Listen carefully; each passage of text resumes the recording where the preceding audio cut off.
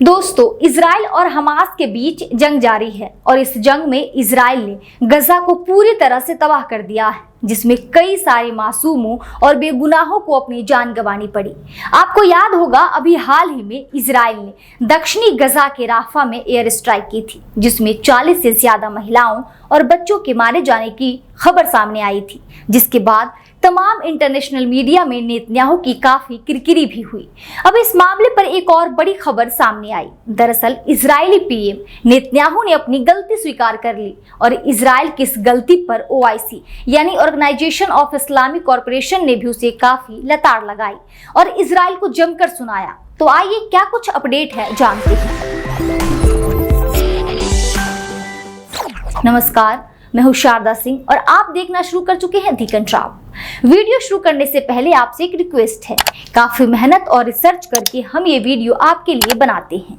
ऐसे में अगर आप इस वीडियो को लाइक करते हैं और चैनल को सब्सक्राइब करते हैं तो ये ज्यादा से ज्यादा लोगों तक पहुंच पाएगी। इसके अलावा स्क्रीन पर दिख रहे इस यूपीआई नंबर पर जितनी संभव हो उतनी संभव मदद जरूर करें, ताकि हम बिना रुके अपनी कवरेज जारी रख सके।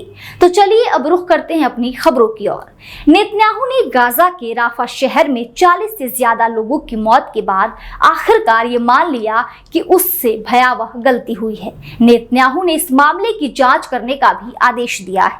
हालांकि ये महज इजराइल का दिखावा भर है, क्योंकि अपनी इस भयावह गलती को स्वीकार करने के बाद भी नेतन्याहू ने कहा कि वो युद्ध नहीं रोकेगा, यानी इजराइल को उन मासूमों की मौत का कोई अफसोस नहीं है और वो सिर्फ और सिर्फ दिखावा कर रहा है। नेतन्याहू ने यह साफ साफ कहा है कि जो लोग कहते हैं कि वे थक चुके हैं, वे तैयार नहीं हैं या दबाव का सामना नहीं कर सकते। उन्हें हार का सफेद झंडा उठाना चाहिए। मैं उस तरह का झंडा नहीं लहराऊंगा। मैं तब तक लड़ता रहूंगा जब तक हम जीत का झंडा नहीं लहरा देते।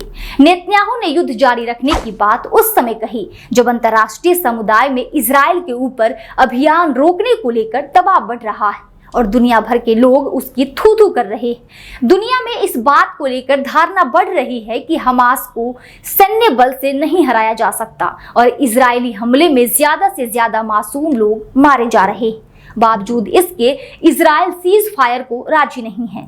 36,000 से ज्यादा फिलिस्तीनियों के कत्लेआम के बाद एक बार उसने अपने मंसूबे के लिए 40 से ज्यादा मासूम लोगों की बलि ले ली। चलिए अब अपनी दूसरी खबर की ओर रुख करते हैं। इस खबर के मुताबिक राफा में किए गए इजरायली हवाई हमले को इस्लामिक देशों के संगठन ओआईसी ने भी फिलिस्तीनी नागरिकों के प्रति जनसंहार बताया है और उसने इजराइल के इस कदम की कड़ी निंदा की। ओआईसी ने इजराइल के इस हमले को युद्ध अपराध के समान बताया। साथ ही ओआईसी ने यह भी कहा है कि यह हमला मानवता के खिलाफ है और ये एक तरीके से स्टेट फंडेड टेररिज्म है। ओआईसी ने यह भी कहा है कि इस हमले के अपराधियों के ऊपर इंटरनेशनल लॉज के तहत उन पर कार्रवाई होनी चाहिए, उनकी जिम्मेदारी तय की जानी चाहिए।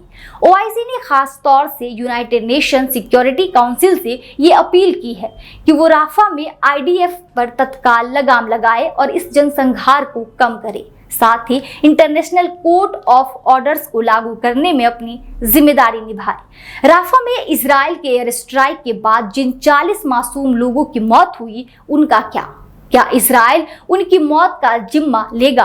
वो 40 से ज्यादा मासूम लोग जो उनके घिनौने मंसूबे का शिकार बने, क्या सिर्फ गलती मानने से उनकी रूह को सुकून मिल पाएगा? ये एक बड़ा सवाल है। आज के लिए इतना ही। नमस्कार।